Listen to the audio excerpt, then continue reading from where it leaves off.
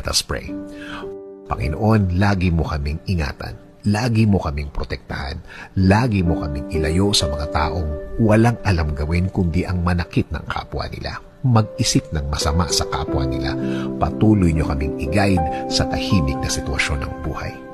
Itinataas po namin ang lahat ng sakit, lahat ng pasakit, lahat ng mga umiiyak kaming mga gabi. Palitan niyo po ito ng isang payapang puso at payapang buhay. Patuloy niyo kaming alagaan laban sa mga taong ito.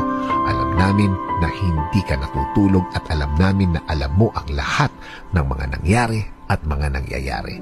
Alam namin na makukuha ng mga taong ito ang kanilang dapat na kalagyan. Sa ngayon, sa iyo kami, Lord, huhugot ng lakas, kakapit at maniniwala na ang lahat ay maaayos, ang lahat ay magiging tama.